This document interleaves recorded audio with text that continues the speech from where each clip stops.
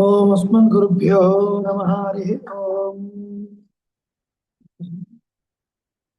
श्रीशैलेशदयावक्त्रं जीवक्यादिगुणान्नवं यतीन्द्रप्रवणं वन्दे रम्यजामातरं लक्ष्मीनाथसमारम्भां नाथयामुनमध्यमां मदाचार्यपर्यन्तां वन्दे गुरुपरम्परां यो नित्यमच्युतपदाम्बुजयुग्मरुक्म व्यामोहतस्तदितराणि गुणायमेने अस्मद्गुरोर्भगवतोऽस्य दयैकसिन्धोः रामानुजस्य चरणौ शरणं प्रपद्ये माता पिता युवतयस्तनया विभूतिः सर्वं विवेक नियमेन ब्रह्मयानाम् आद्यस्य नः कुलपतेर्वकुलाभिरामं श्रीमत्तदङ्घ्रियुगलं प्रणमामि मूर्ध्ना नीरातुण्डस्तनविगति सुप्तमद्भोजकृष्णं तारार्ध्यं स्वं सुविशदसरसिद्धमध्यापयन्ति स्वोच्चष्टायां सतिङ्कृतं यावनादिकृत्यहुन्दे गोदारस्यै नम इदमिदं भूय एवास्तु भूयः अस्मद्गुरुभ्यो नमः భగవద్ గోష్ఠి స్వరూపాన్ని భాషను తెలియజేసుకుంటూ భగవద్భాగవతాచార్య కృపా కటాక్షం చేత ధనుర్మాస వర్తంలో ఇవాళ మనం 20వ రోజున ముందుగా ఇతరావింశతి 8 మనకు 9 ఏనంటుంది కదా 9 ఒక్కసారి స్లేవిద్దాం. నిత్యం త్వహం పరిభవామి గురుం చ మంత్రం తద్దేవతామపి న కించిదహో బిభేమి ఇత్థం శటోప్య శఠవత్ అవనీయ సంఘే దృష్టశ్చరామి యతి రాజ తతోస్మి మూర్ఖః.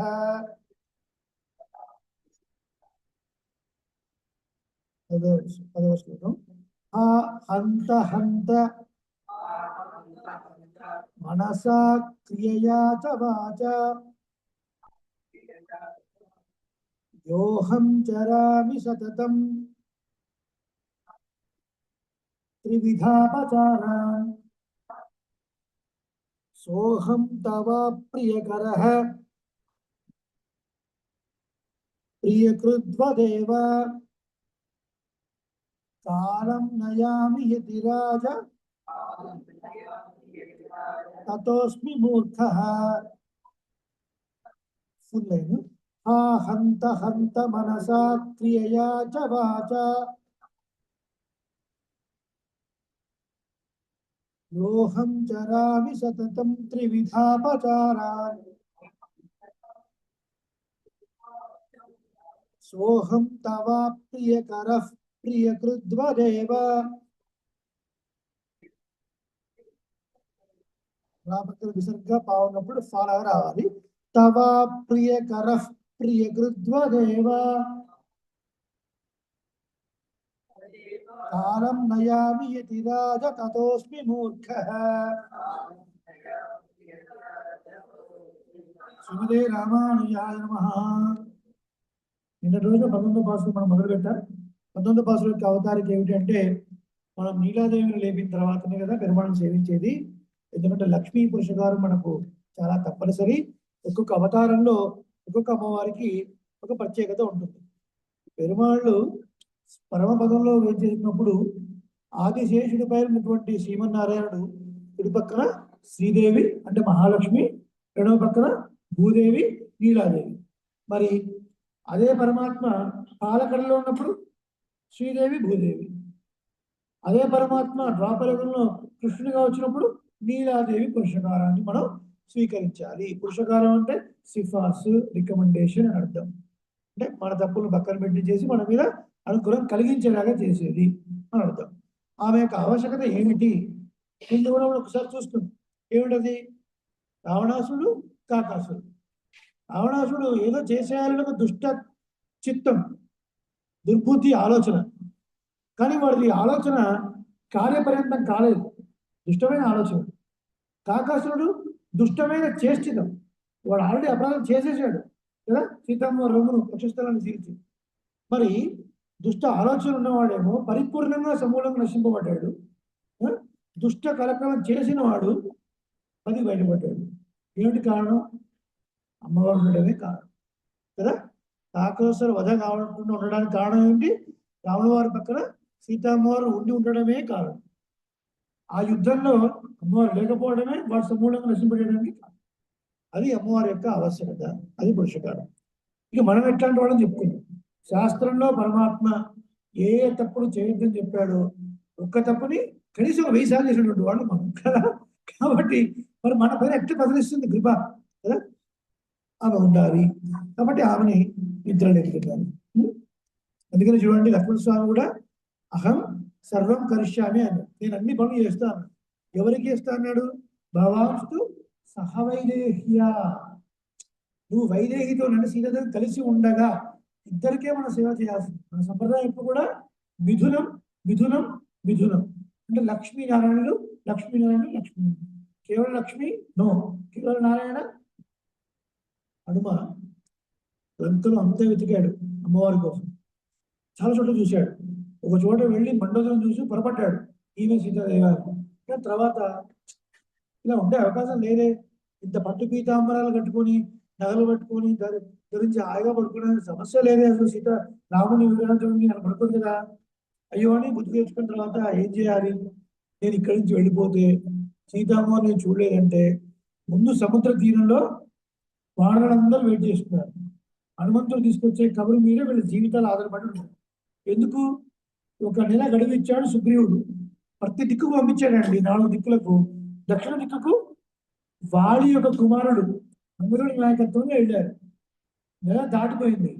వాలి కొడుకు అనేటువంటి అంగదుడు కన్ఫర్మ్, అసలే మా బాబాయ్కి మా నాన్నంటే పడదు, చంపించేశాడు, నేనన్నా పడదు. నెల దాటిపోయింది, పోతే శిరశ్చేదం. నెల దాటిపోయింది.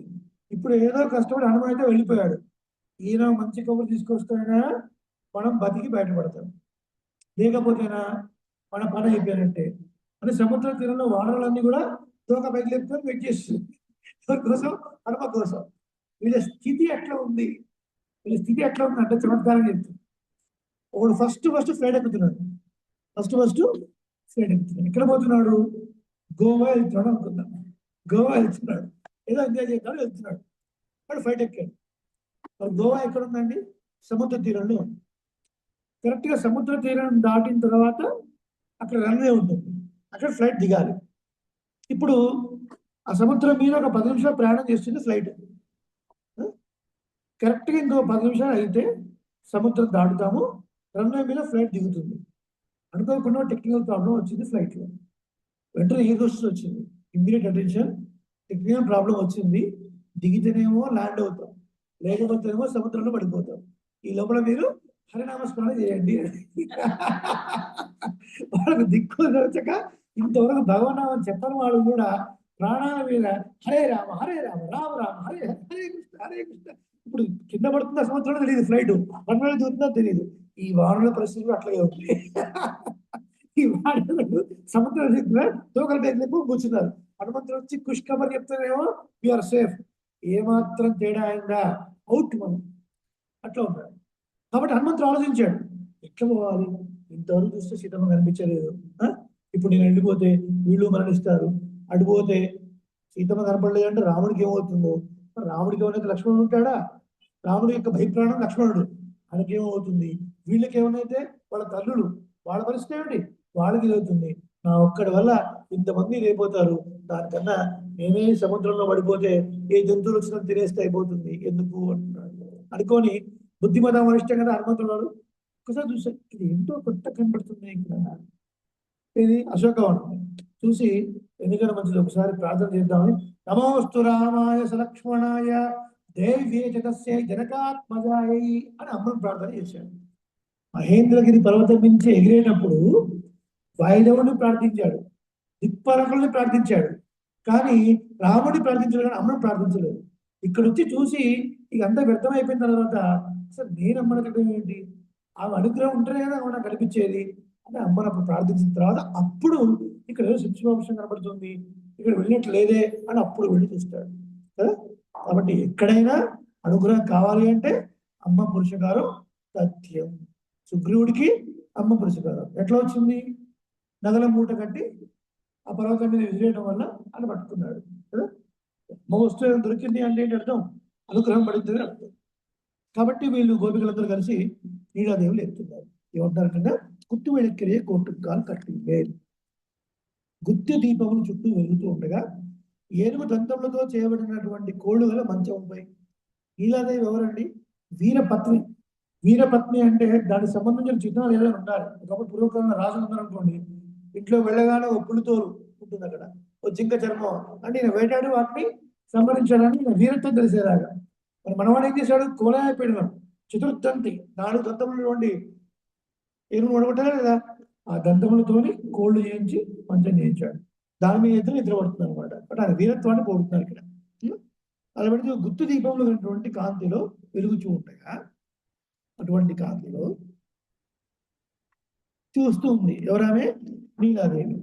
అటువంటి పైన వాళ్ళు పడుతున్నటువంటి ఆ పడుపు ఎట్లా ఉందట అంటే దాంట్లో ఒక 5 క్వాలిటీస్ చెప్పారు. ఏమిటది? చల్లగా ఉండటం, మెత్తగా ఉండటం, పరిమళంగా ఉండటం, విశాలంగా ఉండటం, ఎత్తుగా ఉండటం. ఇలా 5 క్వాలిటీస్ చెప్పారు. అటువంటి పరపుగా పడుకొని ఉన్నారట. అక్కడ ఉన్న తర్వాత ఆ నీలాదేవి యొక్క పుల్లలో గుత్తులు గుత్తులుగా వికసించేటువంటి పుష్పమాలలు, అలా ఉన్నటువంటి చక్కటి కేశపాశము, అటుపైన పుష్పాలు ముడుచుకొని ఉంది. ఆ పరిమళం అంతా చక్కగా బయటికి వస్తుంది. అటువంటి నీలాదేవిని ఆలింగనం చేసుకుని పడుకున్నటువంటి ఒక కృష్ణస్వామి, ఆమెను ఆలింగనం చేసుకోవడం వల్ల ఈయన యొక్క వక్షస్థలం ప్రకాశంగా ఉందట. అలా ఉన్నటువంటి ఒక కృష్ణ నోరు తెరిచి ఒక మాటగా మాట్లాడవయ్యా అన్నాడు. తర్వాత కాటుక పెట్టుకున్నటువంటి విశాలమైన కన్నులు గల ఓ నీలాదేవి, నీ ప్రియుణ్ణి కొంతసేపు విడిచిపెట్టి ఉండలేవా? నువ్వు ఉండలేవా? మేము ఇంతగా కృష్ణుడి గురించి ప్రార్థిస్తున్నాం, కొద్దిసేపు అన్నా ఎడబాటు పక్కన పెట్టి నాకు దర్శనం ఇవ్వమా, కృష్ణుని దర్శనం ఇవ్వమా? ఇది నీ స్వరూపాన్ని స్వభావానికి తగిలిందా? కాదు కదా. కాబట్టి కరుణించు అన్నాడు. కొద్దిగా విశేష అర్థం చూద్దాం.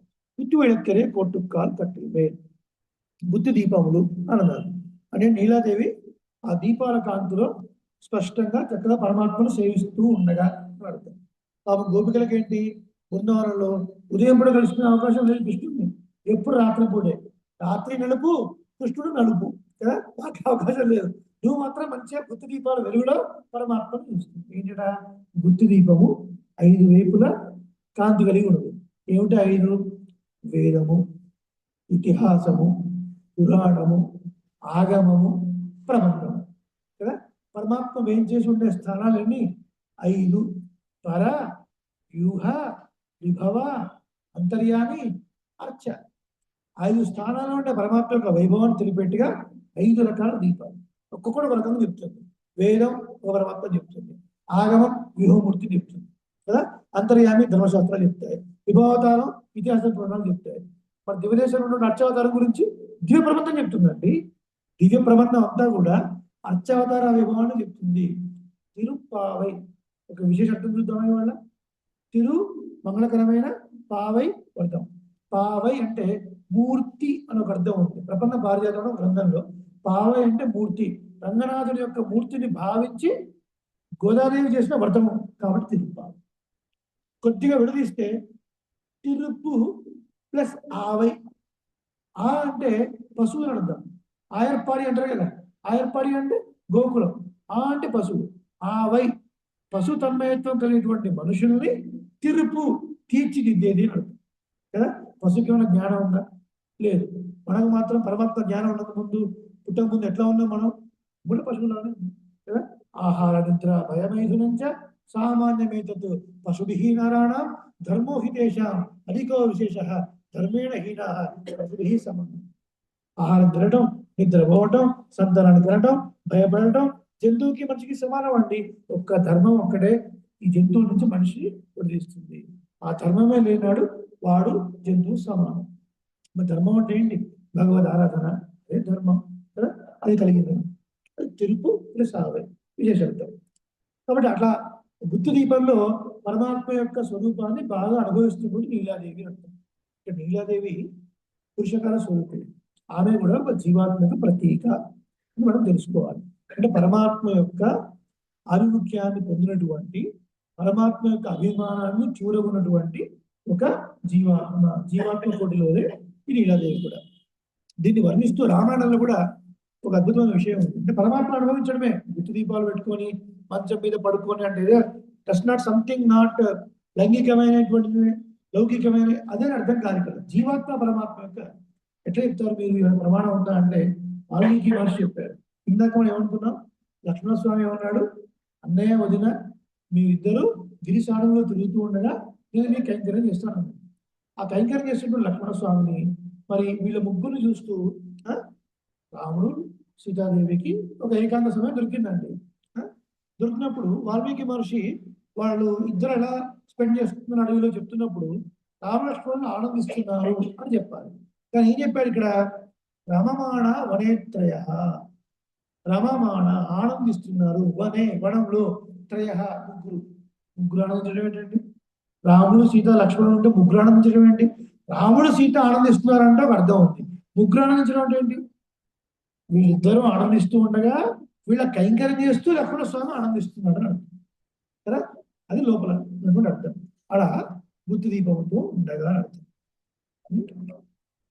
కోట్టుకాల్ కట్టిల్ మేల్ అటువంటి ఒక 4 కోళ్ళు, ఆ 4 చాలా వాటికి ప్రతీక. పరమాత్మ సృష్టి 4 రకాలు ఏమిటది, దేవ, మనుష్య, త్రియక్, స్థావర. యుగములన్నీ 4, కృత, త్రేత, ద్వాపర, కలి. పురుషార్థములన్నీ 4, ధర్మ, అర్థ, కామ, మోక్ష. వర్ణాలన్నీ 4, బ్రాహ్మణ, క్షత్రియ, వైశ్య, శూద్ర. ఆశ్రమాలన్నీ చిన్నజేశ్వ ఆశ్రమం, అగ్రజేశ్వ ఆశ్రమం, రాముడిజేశ్వ ఆశ్రమం. అది కాదు, ఆశ్రమం అంటే బ్రహ్మచర్య ఆశ్రమం, గృహస్థాశ్రమం, వానప్రస్థం, సన్యాసం, 4 ఆశ్రమాలు. మోక్ష సాధనం కర్మ, జ్ఞాన, భక్తి, ప్రపత్తి, 4 ఆశ్రమం. ఇవన్నీ నీవి 4. మరణం పొందిన తర్వాత ముక్తాత్మ పొందేటువంటి యామ్యగతి, గర్భగతి, ధూమాధిగతి, అర్చిరాధిగతి కదా, 4 గతులు ఉన్నాయి. ముక్తి పొందిన వాడు అర్చిరాధిగతిలో పెడతాడు, మిగతా వాడు ధూమగతి, యామ్యగతి, ఆ వెళ్ళి ఆ లోకాల్లో నరకాల్లో పడి అనుభవించి మళ్ళీ రిపేర్ అయ్యి మళ్ళీ జన్మ తీసుకుని మళ్ళీ ఇట్లా. ఇప్పుడు బండి ఖరాబ్ అయితే స్క్రాప్ చేస్తాం, వాడు మళ్ళీ దాన్ని డొక్కులను తీసేసి మళ్ళీ పెయింట్ వేసి మళ్ళీ రెడీ చేస్తాడు, మళ్ళీ కొంతకాలం మళ్ళీ అట్లా మాట. సో అట్లా మిగతా లోకాలకు వెళ్ళి మళ్ళీ జన్మలు తీసుకుంటూ ఉంటారు. మళ్ళీ జన్మ పొందినటువంటి ముక్త పురుషుడు ప్రయాణించే మార్గం అర్చిరాది, కాంతియే మొదలుగా ఉన్నటువంటి ఒక మార్గం అర్చిరాది. దాని గురించి తర్వాత భాషలో వస్తుంది. తర్వాత యుగ ధర్మాలు ధ్యాన, యజన, అర్చన, సంకీర్తన. కృతయుగంలో తపస్సు, త్రేతాయుగంలో యజనం, యజనం అంటే యజ్ఞం, యజ్ఞం. ద్వాపరయుగంలో పరిచర్య, అర్చన, గోపికలు చేసినటువంటి పరిచర్య. అర్చన అనేది కలియుగంలో కూడా ఉంది, కానీ అర్చనని కలియుగంలో చెప్పలేదు, ద్వాపరయుగంలో చెప్పారు. ఎందుకు, ద్వాపరయుగంలో గోపికలు చేసేటువంటి పరిచర్య ఎట్లాంటిదంటే కృష్ణుడికి సేవ చేయటం, కృష్ణుడిని సేవించటం, అదే ఒక ఫలంగా భావించేటువంటి వారు గోపికలు. దానివల్ల ఇంకేదో ఫలం కాదు. మరి ఇప్పుడు కలియుగంలో అట్లా అర్చన ఉందా, లేదు. కలియుగంలో అంటే ఏంటి, మనోవ్యాపారం, మనోవ్యాపారం. కలియుగంలో అర్చన ఉంది కానీ మనోవ్యాపారం, మనోవ్యాపారం అంటే బిజినెస్ అని అర్థం. నాకు ఇది ఇస్తే నీకు ఇస్తాను కదా, ఇదే కదా, అదే కదా. 300 రూపాయల టికెట్స్ ఓపెన్ కాగానే తిరుపతి 10 నిమిషాల్లో అయిపోతుంది. ఇంతమంది బుక్ చేసుకుంటున్నారు. ప్రతి సంవత్సరం నేను దోపిడి, ప్రతి సంవత్సరం ముందు పెట్టించుకోండి. కరెక్టే, ఇది ఇస్తే నీకు అది ఇస్తాను. అది కలియుగంలో ఏం చెప్పబడింది, భగవన్ నామ సంకీర్తన. ఇలాంటివి 4 ఉన్నాయి. మెత్తెన్న పంచసైన్యത്തിൽ మేలేది, 5 లక్షణములు కలిగినటువంటి ఆ మంచం మీద పడుకొని ఉంటారు. ఏమిటి 5 లక్షణం, ప్రాప్త్యస్య బ్రహ్మరూపం, ప్రాప్తుస్య ప్రత్యేగాత్మన, ప్రాప్తాయ ఫలం ప్రాప్తే తథా ప్రాప్తి విరోధిచ. పరమాత్మ స్వరూపం ఏమిటి, ఆయన ఎట్లాంటి వాడు, ఆయనకు కూడా కర్మలు అంటుతాయా, కర్మలు అంటావా, ఆయన ఎలాంటి వాడు, ఆయన ఎక్కడ ఉంటాడు, ఆయన చేసేటువంటి కార్యాలు ఏమిటి, ఈ జ్ఞానాన్ని పరస్వరూపము అంటాం. ఆయన అనంతమైన కళ్యాణ గుణాత్మకుడు. అన్ని కళ్యాణ గుణాలే, అన్ని కళ్యాణ గుణాలే అంటే ఒక్కటి కూడా వేరేది ఉన్న అవకాశం లేదా అంటే ఒక్కటి కూడా అవకాశం లేదు. పెళ్లి సంబంధాలు చెప్తారండి, అబ్బాయి మంచి లక్షణాలన్నీ, కానీ అప్పుడప్పుడు కొంచెం చూస్తూ అవుతాడండి. కానీ ఇఫ్స్ అండ్ బట్స్ మనకుంటాయి, కానీ పరమాత్మకు అసలు ifs and buts there is no chance కదా. అఖిలహేయ ప్రత్యనీకుడు, ఏ గుణములన్నిటికీ కూడా ప్రత్యనీకుడు, ఎదురుగా నిలిచిన వాడు అని అర్థం అనమాట. అంటే ఒకరు కూడా లేదు అర్థం. ఏ గుణములు అంటే అర్థం ఏంటి, ప్రకృతి గుణములు అని అర్థం. ఏ గుణములు అంటే ప్రకృతి గుణములు. పుణ్యము పాపము ఆయనకు లేదు, ఆకలి దప్పికలు ఆయనకు లేదు, జర మరణం. జర అంటే ముసలితనం, మరణం లేదు. అంటే లేదు, ఇవన్నీ మనకున్నాయి. ఆయనకి ఆయనకి ఏ దోషమో ఉంటుంది, ఏ దోషమో ఉంటుంది. మనలో ఉంటున్నాడు కదా, మనలో ఉన్నప్పటికీ కూడా ఏ దోషం అంటదు. ఆ? ఎలా చెప్తారు? ఒక ఎగ్జాంపుల్ చెప్తారు, గుర్తుందా? జైలు, జైలర్, జైలు, జైలర్ కదా. జైలు ఉన్నవాడు తప్పు చేసిన వాడు, జైలర్ కూడా అందులోనే ఉంటాడు. ఆయన తప్పు చేసిన వాడా?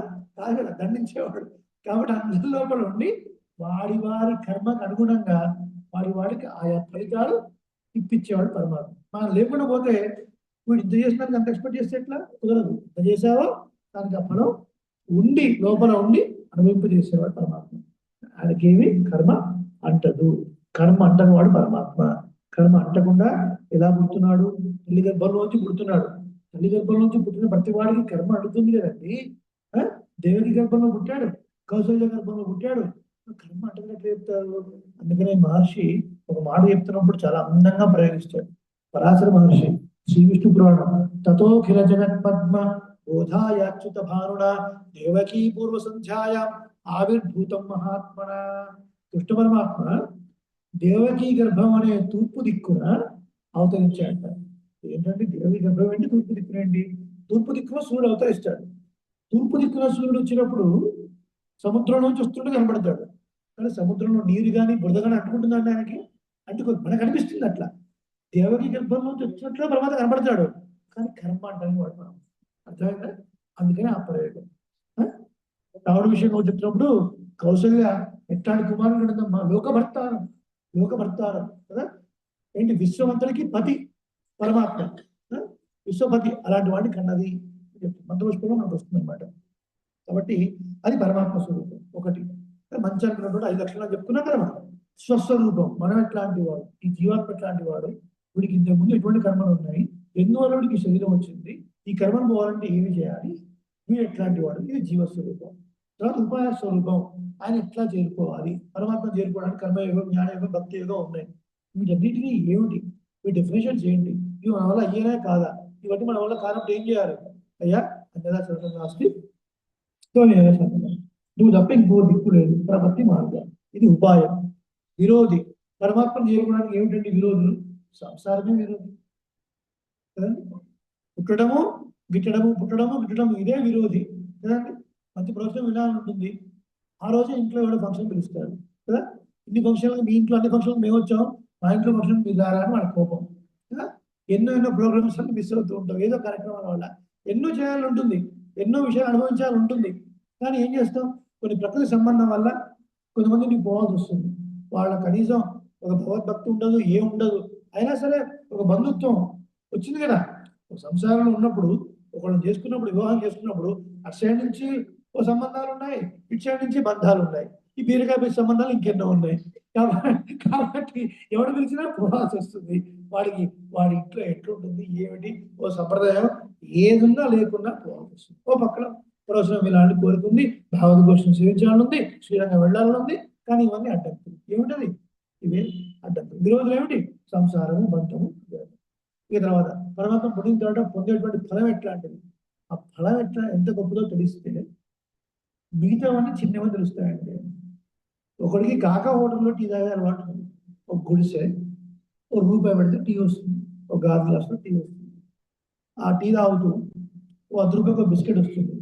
ఆ బిస్కెట్ తింటూ టీ తాగుతూ ఇదే కదా లైఫ్ అనుకుంటున్నాడు వాడు కదా. కానీ దానికి మించిన తాజ్ హోటల్స్ కొన్ని ఉన్నాయి. ఒక టీకే 5,000 రూపాయలు. దాన్ని హై టీ అంటారు. ఆ ఇచ్చేవాడు క్యాప్ పెట్టుకొని వాడి వెంట్రుకలు పడకుండా, ఎంగిల్ గ్లాసులు కాకుండా వాడు కొన్ని ఒక 10 రకాల బిస్కెట్స్ తీసుకొని ఒకటి ఓ చక్కటి ఏసీ రూమ్ లో ఎంట్రో అవుతుంటే ఒక పర్ఫ్యూమ్, ఓ స్మెల్, ఒక అద్భుతమైనది. అసలు వాడు ఊహకు కూడా అందనటువంటి విషయం. రూపాయి టీ ఎక్కడ, 5,000 రూపాయల టీ ఎక్కడ కదా. వాడు ఊహకు కూడా అందదు కదా. ఆ రూపాయి టీ, 10 రూపాయల బిస్కెట్ ఏంటి ఈ సంసారంలో వాడు అనుభవించే సుఖాలు. 5,000 రూపాయల టీ ఏంటి వైకుంఠంలో మనం పొందే సుఖం. అసలు దాని గురించి ఇమాజినేషన్ లేకపోతే దాని మీద వీడికి ఎట్లా వచ్చేది, దాని మీద తృప్తి ఎట్లా, దాని మీద ఆసక్తి ఎట్లా కలుగుతుంది కదా. చిన్న ఉదాహరణ, తప్పు అనుకోవద్దు, అందరికీ అప్లై అయ్యేదే. అంటే పంది బురద వంటలు పడుతుంటుంది. అయ్యో ఇంత మురికి వాసన, బయటికి రా అంటే నాకు ఇదే ఇష్టం, నాకు ఇదే ఇష్టం అంటుంది. ఎందుకు దానికి వేరే తెలుసు, అందుకే అంటారు అందుకే చుప్పాల్సుకోవడం అసలు. కాబట్టి ఈ సంసారం అనే దాంట్లో మురికి దాంట్లో పడుతూ లేస్తూ ఇవేవో సుఖం అనుకుంటున్నాం తప్ప దీన్ని మించిన సుఖం ఉందిరా అని గుర్తుకుంటున్నావు జీవుడికి అర్థం కావట్లేదు. కాబట్టి ఇక ఈ ఫలం అంటే ఇట్లాంటిది, సంసారం అంటే ఇంత నీచమైనది అని తెలుసుకోవడం. దీని గురించి అర్ధపంచకం గ్రంథం రాశారు. ఎవరు? పిళ్ళై లోకాచార్య స్వామి వారు. అర్ధపంచకం చిన్న పుస్తకం. ఒక రోజుకు గంటన్నర చొప్పున వింటే ఒక 12 గంటల్లో ఆ గ్రంథం పూర్తయిపోతుంది. తప్పకుండా ధనుర్మాసం అయిపోయిన దాదాపు ప్రారంభిస్తాడు. సంప్రదాయ గోష్ఠిలో మీకు కూడా వస్తుంది, అందరూ వినొచ్చారు. చాలా మంచి విశేషం. 5 స్థానాల్లో పరమాత్మ ఉంటాడు. అటువంటిది అవన్నీ అర్ధపంచకంలోకి వస్తున్నారు. అర్ధపంచకం 5 రకాల జ్ఞానం, ఒక్కొక్కటి మళ్ళీ 5 రకాలుగా ఉంటుంది. చాలా తెలుసుకుంటే చాలు, చాలా డౌట్స్ క్లారిఫై అయిపోతాయి అనమాట. సో కాబట్టి అట్లా 5 రకాల క్వాలిటీస్ ఉన్నటువంటి మంచం అంటే అర్థం ఏంటి? అర్ధపంచక జ్ఞానం అంటారు. అటుపైన కొత్తల పూర్ముడలు నప్పిన్నై కొంగేబిల్ వైద్య కడింద మడల మార్బా వాయితులువాయి. గుత్తులుగా వికసిస్తున్నటువంటి పూల యొక్క కేశపాశము కలిగినటువంటి 741 కేశపాశము కలిగినటువంటి లీలాదేవి యొక్క స్థలములను ఆడుకొని శయనించేటువంటి విశాలమైన వక్షస్థలం కలిగినటువంటి ఓ స్వామి అన్నాడు. ఈ పాసం ఇంత రొమాంటిక్ ఉంది. దీనికన్నా కమలాస సినిమాలో నయమేమో కొంచెం ఏమిటది అంటే, ఇక్కడ వక్షస్థలం అంటే వేదాంత పరిభాషలో పరభక్తి పరమాభక్తి అని అర్థం. పరభక్తి పరమాభక్తి. పరభక్తి అంటే పరమాత్మను సేవిస్తున్నంతసేపు ఒక ఆనందం, ఆ నుంచి కొంచెం దూరం అయిపోతే కొద్దిగా బాధ. పరమాభక్తి అంటే ఆయన పక్కన లేకపోతే నిలవలేని ఒక స్థితి, ఇంకా ప్రాణం ధరించి ఉండలేని ఒక స్థితి అన్నమాట. సో అటువంటి ఒక జీవాత్మయే మహాలక్ష్మి, ఆమె స్వరూపమే నీలాదేవి కదా.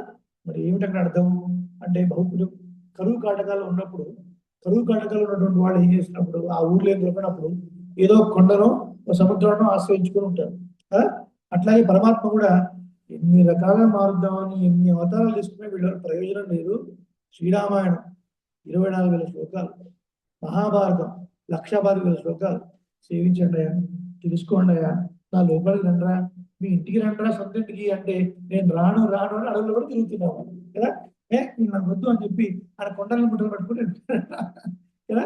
సో అట్లా అత్యంత పరభక్తి పరజ్ఞానం కలిగినటువంటి పరభక్తి పరమాభక్తి కలిగినటువంటి నీలాదేవి ఒక స్థలాన్ని తనపైన ఆడించుకుని ఒక ప్రకాశాన్ని పొందినటువంటి ఒక స్వామి ఏమయ్యా నోడు తిరుగు అని అంటుంది. సో అంటే మైత్రణం కండినాయి, ఈయనేం మాట్లాడలేదు. మాట్లాడవయ్యా అంటే మాట్లాడలేదు. అటు పక్క నీలాదేవి అంటున్నాడు, విశాలమైనటువంటి కన్నులు కలదాన కాటుకు దిద్దుకొని. మామూలుగానే నీలాదేవి యొక్క కన్నులు చాలా అందంగా ఉంటాయి. ఇంకా అందమైన కన్నులకు కాటుకు దిద్దితే ఇంకా కదా. కాటుకు దిద్దుకొని అందమైన విశాలమైన కన్నులు కలిగినటువంటి ఓ నీలాదేవి, కనీసం నువ్వైనా కలుపు తెలియమ్మా, నువ్వైనా కలుపు తెలియవా. ఏమిటి ఇక్కడ మీకు 2వ భాషను గుర్తుందా? వయత్తు వాడు ఎదుగా నామం నంపావైకు, అందులో వాడు చెప్తుంది మయ్యట్టెడుదో మలరిట్టు నా ముడియో. మేమేమో ఆయన పొగడం కోసం కాటుగా పెట్టుకోకుండా పూలు పెట్టుకోకుండా వాడిపోయిన మొహాలతో మేము ఉన్నాం, నువ్వేమో మంచిగా కాటుకు దిద్దుకొని పూలు పెట్టుకొని అనుభవిస్తున్నావు. ఏమో మీ పిల్లలు అసలు తల్లిదండ్రులకు పక్క ఎప్పుడు సుఖంగా ఉంటుంది? పిల్లలు తొక్కి దిగిన తర్వాతే కదా పక్క సుఖంగా ఉండేది. మరి మేము లేకుండా మేము బయట ఉన్నాము, నువ్వు ఎట్లా అనుభవిస్తున్నావు కృష్ణుడిని అంటే. ఇక్కడ చూడండి, ఇక్కడ నీలాదేవి కృష్ణ పరమాత్మ ఒక జీవాత్మ పరమాత్మ సంభోగమే. వాళ్ళ ఆ జీవుడు అంటే కొంత వేదాంతం తెలిస్తే మీరు దీన్ని ఎంజాయ్ చేయగలరు. లేకపోతే లౌకికమైన సుఖంగా అనుపడుతుంది తప్ప లౌకికమైన చెప్పడానికి ఆండాలతో ఎవరికి చెప్పాల్సిన అవసరం మనకు లేదు. వేదం అనేది చెప్పుకో విత్తాము అన్నారు. కూడా లౌకికంగా మీరు ఒకరు ఆలోచించినా కూడా ఎవరైనా ఏమైనా శ్రీనివాస్ గారు మీ ఇంటికి వచ్చి ఎర్రగా బుర్రగా చెబ్బిగా ఉన్నారు, ఏమో మాధవ్ గారు ఆయన కాసేపు ఇవ్వండి, నేను కాసేపు అనుభవించిస్తామంటే ఊరుకుంటారా అండి? చీపురు తీసుకోబడతారు, అవునా కదా. మరి ఇంతమంది గోపులు వచ్చి నీలమ్మ కృష్ణుడు ఇవ్వమ్మ ఏమిటండి ఇదంతా అంటే ఏంటి? ఇక్కడ ఇది లౌకికమైంది కాదు, ఇది లౌకికమైంది కాదు. ఏమిటది? జీవాత్మ పరమాత్మ యొక్క సంభవం. కాబట్టి మేము ఒక్కదాగా అనుభవించేది, మేము అనుభవించాలనుకుంటున్నాం కదా. మరి మేము ఇంత కష్టపడుతున్నాము, పిల్లలు అలమడిస్తూ ఉంటే నువ్వు పరమాత్మతో సుఖంగా ఉండటం ఇది ఏమైనా న్యాయమా? తత్వమన్ను తగవేలో రెంబావాయి. నీ తత్వానికి ఏమైనా సరిపోయేదా? నీ తత్వం ఏమిటి? పరమాత్మకు దూరంగా ఉన్నటువంటి మమ్మల్ని ఒరే నాయన పరమాత్మని సేవించు, ఆయనని కాపాడుతాడు అన్న బుద్ధి మాకు కలగజేసేటువంటి తత్వం నీవు కదా. మాకు ఆ బుద్ధి కలిగి ఆయన్ని సేవించడానికి నీ దగ్గరికి వస్తే నువ్వు ఇంకా తలుపు తీయకుండా అలా ఉండడం ఏమైనా నీ తత్వానికి ఏమైనా సరిపడే విషయమా అని కొద్దిగా నిందగా మాట్లాడారు. మాట్లాడారు. ఇది అయిపోయింది, ఈ భాషలో అయిపోయింది. ఇకపోతే ఇవాళ భాష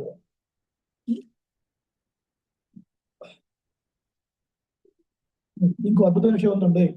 నీవు మనాలని ఎత్తనే పోదాం తొలిలో పట్టాయిగా, నీ ప్రియుడిని విరిచి ఒక క్షణం కూడా ఉండలేవా నువ్వు? ఏమమ్మా, త్రేతాయుగంలో సీతాదేవి రావణాసుని చెరలో ఉన్నటువంటి అప్సరస స్త్రీలు, దేవతా స్త్రీలు, మానవ స్త్రీలు వాళ్ళని విడిపించడం కొరకు ఈమె రావణు యొక్క లంకలోకి వెళ్ళి 10 నెలల పాటు రాముని విడిచి ఉంది. ఏమమ్మా, నువ్వు ఒక్క సెకండ్ కూడా విడవలేవా మా కోసం? రాముని విడిచి 10 నెలలు ఉందండి సీతాదేవి. నువ్వేంటి మీ భావన కౌలించుకునే ఉన్నావు? ఏ విడవా నువ్వు? ఇంకా కనీసం మా కోసం కొంతసేపు అయినా విడవా అని చమత్కారంగా అంటారు. ఆ తర్వాత 20 భాషలు చూస్తుండగానే 20లో కలుగుపెట్టాం. 20 సరే, శ్రీదేవితో అంటే మహాలక్ష్మితో కూడి ఉన్నటువంటి నారాయణుడే మనకు ఉపాధేయము. అన్ని మనం సేవించాలి, వారిని మనం ఆరాధించాలి. అలా కాకుండా కేవల నారాయణ కేవల లక్ష్మీ ఆరాధన మనకు లేదు అని మనం చెప్పుకున్నాం. చెప్పుకొని రావణక్కర్లేదు సీతనే పొందాలన్నటువంటి రావణాసుడు పూర్తిగా నశించాడు. సీత అక్కర్లేదు రాముడే కావాలన్న శూర్పణగా భంగపడింది, ముక్కు చెవులు తెగిపోయాయి. కాబట్టి వాళ్ళిద్దరే ఇంతకుముందు భాషలలో కొద్దిగా కఠినంగా మాట్లాడారు పిల్లదే విషయంలో. ఇంకా తలుపు తీయకపోయేసరికి ఏమమ్మా నేను వదలలేవా నీ భావని, ఇష్టమా అని కొద్ది కఠినంగా మాట్లాడారు. ఇప్పుడు ఇద్దరిని కలిపి చెప్తున్నారు కదా. ఇంతకుముందు నివేదే ఉన్నప్పుడు ఇద్దరిని కలిపి చెప్తున్నారు. భాషణ చేద్దాం ఒకసారి.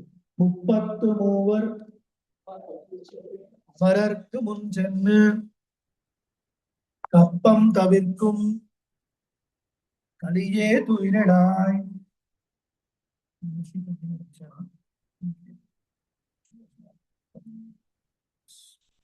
செப்பமுடையாய் திணறுடையாய் செத்தார்க்கு வெப்பம் கொடுக்கும் விமலா துயிலடாய் செப்பென்னமென் முலை செவ்வாய் சிறு மருங்குல் நப்பிள்ளை நங்காய் திருவே துயிலடாய் உக்கமும் தட்டொழியும் தந்துன் மணாளனை இப்போதே எம்மை நீராட்டேலோர் எம்பாவாய். 33 అమరర్కు మున్ సెన్ను, 33 కోట్ల దేవతలకు వాళ్ళకి ఏదైనా ఒక ఆపద వచ్చే ముందే సెన్ను వాళ్ళ దగ్గరకు చేరిపోయి కప్పం, కప్పం అంటే ఇక్కడ ట్యాక్స్ అని అర్థం కాదు, భయం అని కూడా అర్థం ఉంది. వాళ్ళకి వచ్చినటువంటి భయాన్ని తవిర్కుం పోగొట్టగలిగేటువంటి కలియే బలము కలవాడా తుయిల్ ఎళాయ్ నిద్ర మేలుకొని లేచిరమ్ము. చెప్పముడయాయ్ ఆర్జవం కలవాడా అంటే రుజుత్వం కలవాడా అర్థం, స్ట్రైట్ ఫార్వర్డ్నెస్ అనమాట. కలవాడా తిరులుడయాయ్ బలం కలవాడా శక్తార్క్ వెప్పం కొడుకుం విమలా తొయిలడాయ్ అదేంటి శత్రువులకు భయాన్ని కల్పించేటువంటి ఓ పరిశుద్ధుడా తుయిలడాయ్ నిద్ర మేల్కొని లేచినప్పు. చెప్పెన్న మెన్మూలై స్వర్ణ కలశములను పోలినటువంటి సుకుమారములైనటువంటి స్తనములు కలిగినటువంటి శవవాయ్ ఎర్రని పెదవి కలిగినటువంటి సిరుమరుంగులు సన్నని నడుము కలిగినటువంటి నప్పిన్నై ఓ నీళ నంగాయ్ ఓ పూర్ణురాళ తిరువే ఓ లక్ష్మీ సమానురాళ తూయిడా నిద్ర మేల్కొని లేచినమ్ము. ఉక్కము తట్టొడియు ఒక విసనకర్ర ఒక అద్దము తందు ఇచ్చి మనాలని నీ యొక్క ప్రియుణ్ణి ఎమ్మై మమ్ములను ఇప్పుడే నీరాటు అంటే స్నానమాడేటట్లుగా మాకు కృప చేయము అని అర్థం కదా. నీ దృష్టిని ఇస్తే మేము వెళ్ళందరూ స్నానం చేస్తాం అర్థం. అర్థం ఉందా? స్నానం అంటే భగవత్ గుణ అనుభవము అని అర్థం. 33 కోట్ల దేవతలకి వారికి ఆపద రాకముందే వాళ్ళ దగ్గరికి వెళ్ళి యుద్ధభూమిలో వారి ముందు పిలిచి వారికి శత్రువుల వలన కలిగినటువంటి భయాన్ని తొలగించేటువంటి ఓ బలశాలి, ఓ పరమాత్మ మేల్కో, ఓ రుజుత్వం కలవాడా, రక్షణ చేసేటువంటి స్వభావం కలవాడా, బలం కలవాడా, శత్రువులను, ఆశ్రితులు అంటే పరమాత్మను ఆశ్రయించినటువంటి భక్తులు అన్నమాట, వాళ్ళ యొక్క శత్రువులను నీ శత్రువులుగా భావించి వారికి కలిగినటువంటి భయాన్ని, జ్వరాన్ని తీసేటువంటి ఓ స్వామి, ఆ శత్రువులకు భయం కలిగించే స్వామి, ఓ నిర్మలుడా మేలుకో. బంగారు కలసములను పోలినటువంటి స్తనములు కలిగినటువంటిది, అలాగే దొండపండు వలె ఎర్రని పెదవి కలిగినటువంటి సన్న నడుము కలిగినటువంటి ఓ నీలాదేవి, ఓ పరిపూర్ణురాల, లక్ష్మీ సమానురాల మేల్కొనుము. వీచుటకు ఆలవట్టము, ఆలవట్టము అంటే విసనకర్ర, అలాగే అద్దము మాకిచ్చి నీ ప్రియుడైనటువంటి శ్రీకృష్ణుడితోని కలిసి మేము స్నానమాయేటట్టుగా మమ్మల్ని అనుగ్రహింపుము అని చెప్పారు. ఏమిటి పాసురం యొక్క ఉద్దేశం చూద్దాం. 33 అమరర్కు మున్సెన్ కప్పం తవిత్తుం కలిగే వీరళాయ్. 33 కోట్ల మంది దేవతలు. ఎవరు 33 కోట్ల మంది దేవతలు చెప్పండి? అష్టవసువులు, ఏకాదశ రుద్రులు, 12 ఆదిత్యులు, అశ్విని దేవతలు. 8, ఏకాదశ 11, 8 + 11 19, 12 ఆదిత్యులు 19 + 12 31, అశ్విని దేవతలు 2, 33. కోటి అంటే సమూహం, బ్యాచ్, గ్యాంగ్ అంటే 33 కోట్ల మంది దేవతలు. వాళ్ళకట ఆపద వచ్చే ముందే వెళ్ళి వాళ్ళని రక్షించే స్వభావం ఉన్నటువంటి ఓ స్వామి. ఇలా చెప్పుకుంటే చాలు రోజుకి.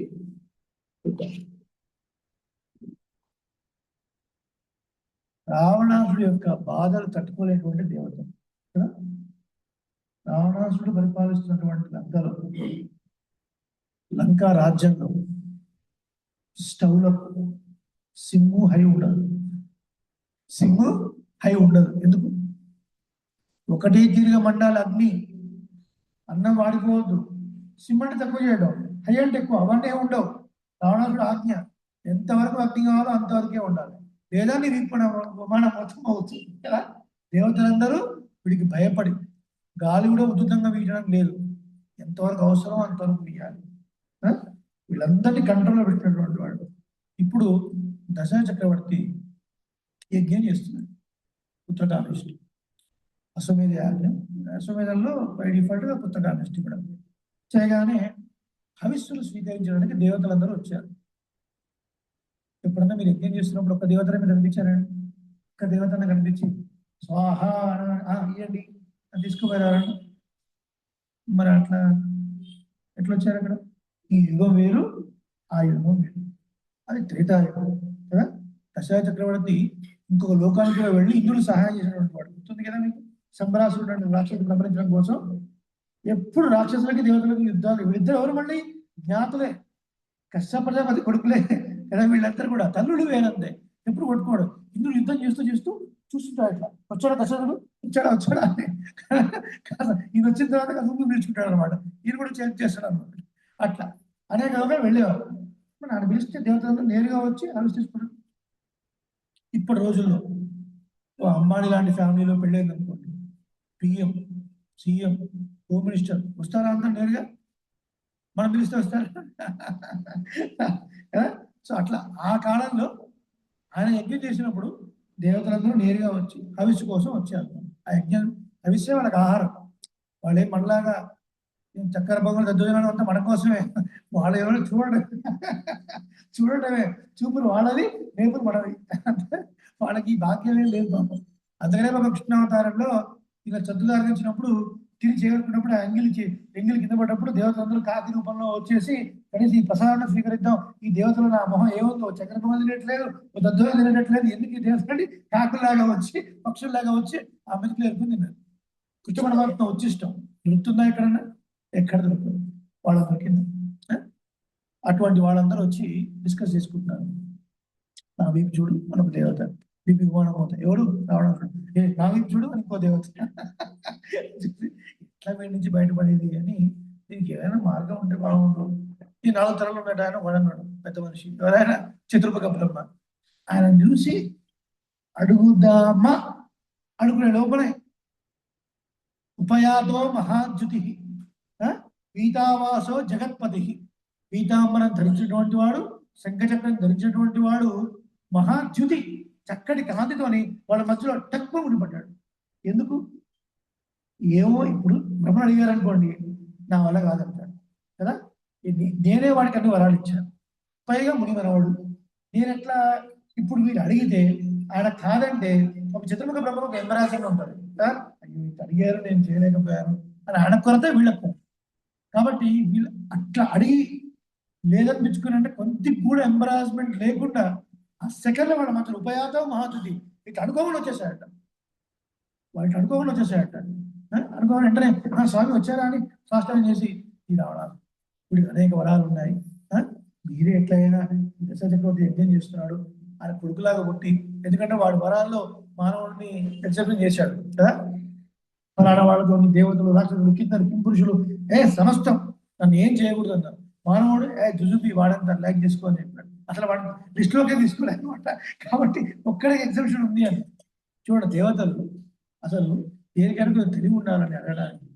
ఇప్పుడు పరమాత్మకి ఇవన్నీ ఎందుకండి? ఏమంటే వాడు బాగా తప్పించాయంటే సంకల్పంతో చేసేస్తాడు ఆయన. ఇవన్నీ ఎందుకు? Over action. ఒక 1 మార్క్ క్వశ్చన్ 10 మార్క్ ఆన్సర్ అంటే ఇదే అనమాట. ఇవన్నీ చెప్పి నువ్వు మానవుడు అవతరించాడు. అసలు ఆయన తలుచుకొని రావణాసుడు బాగా తీసేయంటే సంకల్పంతో అయిపోయేవాడు. కానీ వీళ్ళందరూ ఏం కోరుకున్నారు? మానవుడు అవతరించు స్వామి, వచ్చి కాస్త రక్షించు స్వామి అంటారు. చూడండి దేవతలకి ప్రమాణం వచ్చి వాళ్ళకి ఇబ్బంది పడే ముందే వాళ్ళ దగ్గర వచ్చి ప్రత్యక్షం అయ్యాం. మేమేమో నీకోసం వచ్చి ఇంత పడిగాపులుగా వస్తున్నాం. ఆ దేవతలు అంటే వాడు చెప్పండి, అమృతం తాగారు, చావు కొట్టినా చావరు వాడు. ఇది రహస్యం. చావు కొట్టినా చావరు. దెబ్బలు తినుకుంటే ఎందుకురా జన్మ, ఇప్పుడు చచ్చిపోదామంటే అమృతం దాకా కూర్చుంది, అమృతం దాకా కూర్చున్నాం, చచ్చిపోయడానికి అవకాశం లేదు. ఇటు పక్కన వీధి కూడా మౌతం అవుతుంది. ఏమిటిది? అట్లాంటి వాళ్ళ దేవతలు. ఇంకెట్లాంటి వాళ్ళ దేవతలు చెప్పనా నీకు? గోదావరి చెప్తున్నాం. నీతోని సహాయం చేసుకుని నీకేది చెప్పేటువంటి వాళ్ళు దేవతలు. వాళ్ళు ఏమైనా నీ పట్ల నీ మీద ప్రీతితో అడుగుతున్నారా? ఎప్పుడు నీతో సహాయం చేసుకుంటావు. ఆ ఇంద్రుడు ఎప్పుడు రాజ్యం పోగొట్టుకోవడం, నేర్చుకుంటూ రావడం, నువ్వు వెళ్ళి యుద్ధం చేయడం కదా. కాలనేమి అనే వాడి దగ్గర యుద్ధం చేయాల్సి వచ్చినప్పుడు గరుత్మంతుడు ఆ కాలనేమి వాడు వేసేటువంటి బాణాలు తట్టుకోలేక రివర్స్ అయిపోయాడు. రివర్స్ అయిపోతే ఈయన వెనక్కు తిరిగి మరి బాణాలు వేసాడు. స్కూటర్ మీద వెనక్కు తిరిగి కూర్చుంటారు కొంతమంది, చూశారు పిల్లలు స్కూటర్ మీద వెనక్కు తిరిగి కూర్చుంటారు. విష్ణుమూర్తి అంశ వాళ్ళంతా, విష్ణుమూర్తి అంశ. కాలనేమి యొక్క బాణాలకు తట్టుకోలేక గర్భంతో వెనక్కు తిరిగితే సమస్యలు తగ్గలేదు అని చెప్పి ఈయన వెనక్కు తిరిగి మరి బాణాలు వేస్తుంది. అటువంటి వీళ్ళని కాపాడడం కోసం నువ్వు ఇంత కష్టపడతావు. ఎట్లాంటి వాళ్ళు అయ్యే వీళ్ళు? నరకాసురుని సమరించమని ఇంటికి ప్రార్థిస్తే నువ్వు వెళ్ళి సమరించిన తర్వాత పాప సత్యభావం ఏదో ఇంద్రలోకంలో పారిజాత వృక్షం ఉంది, మన భూలోకంలో లేదు. ఏదో ఆన్ సైడ్ వచ్చాం, యుఎస్ వచ్చాం, ఏదో మంచి వస్తువు తీసుకొని పోదాని ఉంటుంది కదా. కొంత ఏదైనా వేరే కంట్రీకి వెళ్ళినప్పుడు తీసుకెళ్దాం అంటే మొక్కే కదా అని మొక్కే కదా అని పిక్కేస్తే పీక నొక్కేస్తా అన్నట్టు ఈయన మొక్కే కదా అని కృష్ణపర్వతం తీసే వజ్రాయుధం పట్టుకొని తీసుకెళ్ళడానికి వీల్లేదని వచ్చాడు. ఎవరు? ఇంద్రుడు కదా. అప్పటిదాకా నరకాసులు పెట్టినటువంటి దెబ్బలు పచ్చి ఆరక ముందే ఇంకా కృష్ణ పరమాత్మ రక్షింపబడి కృష్ణ పరమాత్మని ఎదిరించాడు. అట్లాంటి వాళ్ళే అదే ఉంది.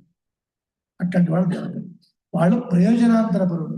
వాళ్ళ ప్రయోజనం కోసం నిన్ను నీ దగ్గరకు వచ్చి నీ దగ్గర ఓ ఆహా ఓహో అని ఆ ప్రయోజనం దిగిపోయిన తర్వాత వాళ్ళ పని మనం చూసుకుంటాం. అలాంటి వాళ్ళకి ఏమో సహాయం చేస్తాం. మేమేమో తెల్లవారుజామున లేచి నీకోసం ఉపవాసం చేసి నెయ్యి ఉన్నాం, పాలు ఉన్నాం, నాటకాలే నీరాడి. నేను చలికాలం పొద్దున్నే స్నానం చేయడం ఎంత కష్టం అండి. పాపం గోపికలండి, చిన్నపిల్లలు. మేమేమి భోగ పదార్థాలు ఏమి తీసుకోకుండా ఏదో సింపుల్ ఆహారం తీసుకొని చిక్కిపోయాను చూడండి. కనీసం గాడులు పెట్టుకోలేదు, పూలు ముడవలేదు. ఇలా మేము వచ్చి మాకేం ప్రయోజనం అవసరం లేదు. వాళ్ళేమో ప్రయోజనంత పరుడు, నీ దగ్గర ప్రయోజనం తీసుకొని వెళ్ళిపోయేవాళ్ళు, నీతో అవసరం లేనటువంటి వాళ్ళు. మేమేమో వాళ్ళలాగా మాకు అది ఇది అడిగేవాళ్ళం కాదు. మేము నీకోసం వచ్చామయ్యా, నీకు ఐక్యం చేయడం కోసం వచ్చాం. మాకు అదే మాకు కావాల్సింది, మాకు వేరేలేవద్దు. అలాంటి మేము వస్తేనేమో మాకు దర్శనం ఇవ్వవా, మాకు దర్శనం ఇవ్వవా. ఇది కొడతాం. 33 అమరర్కు ముంచండి, 33 కోట్ల మంది దేవతలు. అంటే నువ్వు సహాయం చేయాలంటే నీకు 1 కోటి మంది చదివితేగా చేయవా? 5 లక్షల మంది వస్తే చేయవా? 5 వస్తే చేయవా? 50 మంది వస్తే చేయవా? 33 కోట్ల మంది అని ఏమన్నా సంఖ్యని పెట్టుకున్నావా కృష్ణ? 33 కోట్ల మంది అడిగితేనే చేస్తాను, దేవతలు అడిగితేనే చేస్తాను, స్త్రీలు అడిగితే చేయను, గోపిలు అడిగితే చేయను, రూల్ పెట్టుకున్నావా నువ్వేమన్నా? ఎందుకేమని? 33 அமரர்க்கு முன் சென்று கப்பம் தவிர்க்கும் கலியே துயிலாய். వాళ్ళకి సమస్య వచ్చింది అనగానే వాళ్ళ మధ్యలోకి వెళ్ళి ఏదో నీ ద్వారా కావాల్సినటువంటి తీసుకొని మళ్ళీ నీ మొహం కూడా చూసుకుని వెళ్ళిపోయే వాళ్ళ దగ్గరేమో సహాయం చేస్తాం. మేము వచ్చి అడుగుతున్నామో దర్శనం ఇవ్వవు. కైలే తుయిలాయ్, నేను నిద్ర లేవాల్సింది ఓ కృష్ణ, నువ్వే రక్షకుడివి, నువ్వే ఉపాయము అన్నటువంటి వాళ్ళు మేము. వాళ్ళంతా ఏంటి? దేవతలందరూ సుప్రయత్నం కొంచెం, భగవదనుగ్రహం కొంచెం అనుకునేవాళ్ళు వాళ్ళు కదా. వాళ్ళ శక్తి మేరకు కొద్దిగా యుద్ధం చేస్తారు. అది అయిపోయిన తర్వాత మన శక్తి లేనప్పుడు వచ్చి మళ్ళీ ఈయన ప్రార్థిస్తారు. మేమా అసలు మొత్తం నువ్వే ఉపాయము, మా ప్రయత్నం అంటూ ఏం లేదు, నువ్వే ఉపాయం అని నమ్మిన వాళ్ళం మేము. కాబట్టి ఓ కృష్ణ, నువ్వు తలుపు చేయాల్సింది, నువ్వు మాట్లాడాల్సింది అర్థం. తర్వాత చెప్పముడయాయ్ తిరల్ ఉడయాయ్, ఓ రుజు స్వభావం కలిగినటువంటి స్వామి, పరాక్రమం కలిగినటువంటి స్వామి, శక్తార్క వెప్పం కొడుక్కం విమలా తూయడాయ్, శత్రువులకు భయజ్వరమును కలిగింపగలిగినటువంటి నిర్మలుడా నిద్రవీడుము అంటారు. శ్రీరామాయణంలో అద్భుతమైన శ్లోకం. రక్షిత జీవలోకస్య ధర్మస్య పరిరక్షిత, రక్షిత స్వస్య ధర్మస్య స్వజనస్య చ రక్షిత. ఏంటి అర్థం? శ్లోకాన్ని ట్రాన్స్లేట్ చేసుకుంటే జీవలోకాలంతటినీ కూడా రక్షించేవాడు. రక్షిత జీవలోకస్య, ధర్మస్య పరిరక్షిత, ధర్మాన్ని కాపాడేవాడు. రక్షిత స్వస్య ధర్మస్య, తన ధర్మాన్ని కాపాడుకునేటువంటి వాడు. స్వజనస్య రక్షిత, తన యొక్క వారి యొక్క ధర్మాన్ని కూడా కాపాడేవాడు. ఏమండి ఇక్కడ? రక్షిత స్వస్య ధర్మస్య అన్నది తన ధర్మాన్ని కూడా కాపాడుకునేవాడు అర్థం. స్వామి ధర్మం ఏంటి? ఆశ్రితులు వచ్చి అడిగితే కాపాడేవాడి ధర్మం. నేను మర్చిపోయా? త్రేతాయుగంలో నువ్వేగా ఈ మాట చెప్పింది. ఏమిటి? ఆశ్రితులు వచ్చి అడిగితే రక్షించాలి, అది నీ ధర్మం అని మళ్ళీ ఇక్కడ మాట చెప్తున్నారు. శక్తార్క వెప్పం కొడుకు విమల తురేడాయి, రుజు స్వభావం కలిగినటువంటి వాడ, ఆశ్రితులను రక్షించేటువంటి స్వామి. ద్రౌపది ఏడుస్తూ జుట్టు ముడి తీసి విరబోసుకొని, ఇంతవరకు నేను ముడి వేసుకోను, దుర్మార్గుల యొక్క రక్తం చేత తడుపుకొని మాత్రమే నేను అప్పుడు జుట్టును ముడి వేసుకుంటాను. ఆమె దుఃఖాన్ని చూడక, ఆమె దుఃఖాన్ని భరించలేక ఏమన్నావు నువ్వు కృష్ణ? గుర్తులేదా నీకు? ఈ మాట అన్నాడు. దౌః పతేత్ పృథివీ సీర్యేత్ ఇమమాన్ సకలి భవేత్ సుష్యేత్తోయ నిధి కృష్ణే నమే మోఘం వచో భవేత్. కృష్ణే ద్రౌపది అన్నది. కృష్ణ అంటే కృష్ణుడు, కృష్ణ ఆకారాంతం స్త్రీలింగం, ద్రౌపది అని అర్థం. అర్థమవుతుందా? కృష్ణ అంటే ద్రౌపది, కృష్ణ అంటే కృష్ణుడు, కృష్ణ అంటే ఇంకో అర్థం యమున. యమున కూడా నల్లగా ఉంటుంది, కృష్ణ అంటే యమున కూడా పేరు. ఇక్కడ కృష్ణే ద్రౌపది నమే మోఘం వచో భవేత్, నేను ఇచ్చిన మాట వ్యర్థం కాదు, తప్పకుండా నీకు మాట ఇస్తున్నాను, ఆ దుర్మార్గులను యుద్ధం కల్పించి సంహరించే తీరుతాను. ద్రౌపదికి ఎప్పుడైతే మాట ఇచ్చాడో వాళ్ళందరూ ప్రాణాలు అప్పుడే పోయాయి. తోలుబొమ్మలాగా ఉన్నారు అంతే, యుద్ధం నిలబెట్టి ఠప్ ఠప్ ఠప్ అని షూట్ చేసినట్టుగా అంతే. ఏదో మన సర్కస్ లో ఎగ్జిబిషన్కి వెళ్ళినప్పుడు గన్నించి బెలూన్స్ ఉంటాయి అక్కడ, కొట్టు కొట్టు అట్లాంటిది అంతా. ఎప్పుడైతే ద్రౌపది మాట ఇచ్చాడో అప్పుడే, అసలు ఇంకా గట్టిగా మాట్లాడితే ద్రౌపదికి ఎప్పుడు చీరలు ఇచ్చాడో అప్పుడే పోయింది కదా. ఇప్పుడు చీరలు ఇచ్చాడండి, రకరకాల డిజైన్లో వస్తుంది. మొన్ననే చెప్పుకున్నాను కదా, ఏ బోటిక్లో నేను చీరలు వచ్చాయని చెప్తున్నాను. ఆ చీరలు తీసుకొని వీళ్ళందరూ కూడా దుర్యోధనుడు వీళ్ళంతా భక్తులందరూ తీసుకొని వెళ్ళి కబడ్డీ సర్దుకున్నారు. అదేమిటి? బ్రహ్మద్రవ్యం, పరమాత్మ యొక్క డబ్బు. పరమాత్మ యొక్క డబ్బు చాలా పవర్ఫుల్ సుమా. బ్రాహ్మణ ద్రవ్యం, పరమాత్మ ద్రవ్యం ఏ కొద్దిగా కలిసినా కూడా కట్టి కట్టి కట్టి కుడుపుతుంది కదా. కొంతకాలం ఉంది, తర్వాత పరమాత్మ యొక్క ద్రౌపది ఎప్పుడైతే రక్షింపబడిందో ఒక్కసారి మాయ చేత ఆ చీరలన్నీ కూడా మాయమైపోయాయి. మరి పరమాత్మ డబ్బు పోతూ పోతూ ఊరికే తీసుకెళ్ళలేదు, ఏదో ఒకటి తీసుకుని వెళుతుంది. ఏం తీసుకెళ్ళింది? మెడలో ఉన్న మంగళసూత్రాలు కూడా లాక్కొని తీసుకుంది. ఏమైంది? యుద్ధంలో వీళ్ళందరూ విధవలు అయిపోయారు, వాళ్ళందరూ మరణించారు, వీళ్ళు విధవలు అయ్యారు. అర్థమవుతుందా? పరమాత్మ చీరలతో పాటుగా ఇది కూడా పోయింది, మంగళసూత్రం కూడా పోయింది వాళ్ళు కదా. ఏమన్నా ఒక స్త్రీ నిండు సభలో అవమానపడుతూ ఉంటే వచ్చి చోద్యం చూస్తారా సిగ్గు లేకుండా? ఎట్లాంటి వాళ్ళందరూ ఒక స్త్రీ మానాన్ని కాపాడుతున్న వాళ్ళు చోద్యం చూస్తున్నారు. ఇంకా డిజైన్ చీరలు, అబ్బాయి ఎక్కడ చూడలేదు ఇంతమంది చీరలు అని చెప్పి మొత్తం తీసుకొచ్చి ఇంట్లో పెట్టుకుంటారు.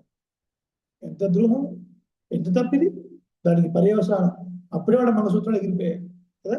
ఇప్పుడు ఇంక ఈమె చెప్తున్నాడు, ఏ ద్రౌపది విను, జౌహు పతేత్, ఆకాశం ఢమాలను విరిగిపడ్డా పడుతుందేమో, అయినా సరే నో ప్రాబ్లం, పృథివీ సీరియట్, భూమి రెండుగా వీడు చీలిపోయినా సరే హిమవాన్ సకలీ భవేత్, హిమవంతుడు ముక్కలైనా సరే, ఇవన్నీ కావులు అంటాం, అయినా సరే సుశే తొయనిది, సముద్రం ఎండిపోయినా సరే, అంటే ఇవన్నీ అయితే అవుతుండొచ్చు కాక, సముద్రంలో నీరు లేకుండా చుక్క నీరు లేకుండా ఎండిపోతుండొచ్చు కాక, ఆకాశం విరిగిపోతుండొచ్చు కాక, భూమి మధ్యలో భద్రవుతుండొచ్చు కాక, కృష్ణే నమేమోహం వచ్చో భవేత్, నేను ఇచ్చిన మాట మాత్రం ఎట్టి పరిస్థితుల్లో తప్పదు, మాట ఇచ్చాడు. ఇది ఆర్జవం అంటే ఇచ్చిన మాట తప్పనివాడు కదా. మరి మా విషయంలో కృప చూపవా గోపిలు అడుగుతున్నారు. తరువాత చెప్పెన్నే మిన్ములై సెవ్వాయి సిరిమరందులు నప్పిన్నేనంగాయ్ తిరువై అంటే ఆమెతోనే పట్టినటువంటి ఓ స్వామి, చక్కటి వక్షస్థలాలు, ఎర్రటి దొండపండు అని ఇందాకే చెప్తున్నాం మనం. స్తనములు అంటే పరభక్తి, పరమభక్తి. ఎర్రటి దొండపండు లాంటి పెదవి అని వర్ణించారు లీలాదేవి. అంటే ఏంటి అర్థం? పరమాత్మ నామాన్ని చెప్తూ ఎర్రబడినటువంటి పెదవులు అర్థం. సన్నటి నడుము అన్నారు. సన్నటి నడుము వైరాగ్యానికి చిహ్నము అని అర్థం. అంటే పరమాత్మానికి అనన్యార్హ శేషత్వం, అనన్య శరణత్వం, అనన్య భోగ్యత్వం, ఆకారత్రయం ఉన్నటువంటి ఓ స్వామి, ఓ నీలాదేవి అని. కాబట్టి నీ పేరు నీలాదేవి అంటే శ్రీదేవి. కాబట్టి సమస్తమైనటువంటి గుణ పరిపూర్ణురాలవు. అసలు పరమాత్మకి దేవః, ఈయన దేవుడు అనే పేరు ఎట్లా వచ్చిందండి? మనకు వేదం చెప్పింది నిర్వచనం, శ్రద్ధయా దేవో దేవత్వం అస్మృతే, లక్ష్మీదేవితో కలిసి ఉండడం వల్లనే ఈయనకు దేవత్వం అనేది ఉంది. పిల్లలకు దశం చెప్తారనమాట, అకారంలోనే ఈయన రక్షించాలంటే రక్షింకంబోదు శ్రీ సంబంధం వేడుగా హరే ఇదిలే శ్రీ సంబంధము మనసంధేయం. పరమాత్మ రక్షించాలి అంటే ఖచ్చితంగా మహాలక్ష్మి యొక్క సంబంధం ఉండి తీరాల్సిందే, ఆమె పురుషగారు ఉండాల్సిందే. ఇదే విషయాన్ని పాంచరాత్ర శాస్త్రం కూడా చెప్తుంది. పాంచరాత్ర శాస్త్రాన్ని వక్త నారాయణ స్వయం సాక్షాత్తు నారాయణుడే 5 రాత్రుల్లో వర్ణించాడు. అటువంటి పాంచరాత్రంలో కూడా నేను రక్షణ ఎట్లా చేస్తానో తెలిసిన మహాలక్ష్మి సంబంధంతోనే చేస్తాను అని పరమాత్మ స్వయంగా చెప్పాడు. కాబట్టి ఆయనతో లీలాదేవి భగవద్దర్శనం కోసం మేము విలపిస్తున్నాము, మమ్మల్ని విడిచిపెట్టి నువ్వు అటువంటి అనుభవం చేయడం నీకు తగదమ్మా అని చెప్తూ, ఉక్కమం తట్టొడియం తందుమనాడని, విసనకర్రని అంటే మా భర్తానికి కావాల్సినటువంటి ఒక విసనకర్ర, ఓ అద్దము, అంటే మేము చక్కగా స్నానం చేసిన తర్వాత కొద్దిగా తాపం కలుగుతుంది, కొద్దిగా వేడి కలుగుతుంది. ఆ వేడి పోవడం కోసం విసనకర్ర, ఆ రూపం చూసుకోవడం కోసం ఒక అద్దం, ఇవి కావాలి. ఇవి ఇచ్చేసి కృష్ణ పరమాత్మని ఇస్తే మేము హాయిగా ఆయనతో పాటు వెళ్ళి స్నానం చేస్తాము అని అర్థం. ఇక్కడ విసనకర్ర అంటే ఏంటి? కైంకర్యం అని అర్థం. తిరుక్కచ్చి నంబి కాంచీపురం ఉన్న సంపదనంతా దానం చేశాడు. ఉన్న సంపదను దానం చేసి కాంచీపురంలో ఉన్నటువంటి దేవరాజ పెరుమాళ్ళే సంపద, ఆయనకన్నా సంపద ఏమిటి అని వచ్చి రోజు వైష్ణవ స్వాముల లోపల కార్యక్రమం అంతా అయిపోయిన తర్వాత బయటికి ఉత్సవమూర్తులు వేంచేం చేసిన తర్వాత ఆలవట్ట కైంకర్యం అని ఉంటుందన్నమాట. ఏమన్నా శంకు చక్రాలు చక్క విసనకర్రలు ఉంటాయి, దాంతో వీస్తూ ఉంటారు. అది ఏకాంతంగా జరిగే సేవ. ఈయన పరమభక్తుడు. మరి కాంచీపురం స్వామివారి యొక్క ఆజ్ఞ మేరకు ఈ తిరుక్కచ్చిన మీద అక్కడ ఏర్పాటు చేశారు ఆ కైంకర్యానికి. ఆ సమయంలో ఉత్సవమూర్తి అన్నటువంటి పెరుమాళ్ళు తిరుక్కచ్చి నమ్మితోని మాట్లాడేవారట. ఏం మాట్లాడేవారు? శాస్త్ర విషయాలు కాదు, ఏం నడుస్తుంది వాళ్ళ కాంచీపురంలో, ఏం జరిగింది వాళ్ళ ఊర్లో విశేషాలు ఏంటి, తిరుక్కచ్చి నమ్మి చెప్పండి అని. అంటే ఎంత భక్తి అనుకుంటే ఒక్కసారి మీరు ఆలోచించండి. పరమాత్మయే సకల విధమైనటువంటి పురుషార్థము, ఆయన కైంకర్యమే పురుషార్థం తప్ప ఆయనకేదో చేయడం వల్ల మనకేదో ఫలము అని ఒక 0.0000001% కూడా తిరుక్కచ్చిన మనసులో లేదు. అందుకే మరి లేకపోతే ఎవరితో మాట్లాడుతా అంటే పరమాత్మ అలా మాట్లాడేవాడు. కాబట్టి మాకు విసనకర కావాలంటే అర్థం ఏంటి? మేము మన కైంకర్యం చేసుకోవాలని అర్థం. అర్థం కావాలంటే అర్థం ఏంటి? మా స్వస్వరూపము భాషించాలి అని అర్థం. మా స్వరూపం భాషించి మేము ఎవరము? జీవులము. ఇలా జీవాత్మ. ఎవరికి చెందిన వాళ్ళం? పరమాత్మ చెందిన వాళ్ళం. ఆయన శేషి, మేము శేషులం. ఆయన కైంకర్యం స్వీకరించేవాడు, మేము కైంకర్యం చేసేవాళ్ళం. కాబట్టి స్నానం చేయడానికి కృష్ణుడిని పంపించు అంటే, స్నానం అంటే గుణానుభవం. గోవిందేటి సదా స్నానం, గోవిందేటి సదా జపం, గోవిందేటి సదా ధ్యానం, సదా గోవింద కీర్తనం. అది భగవద్గీత యొక్క గుణ అనుభవమే స్నానం.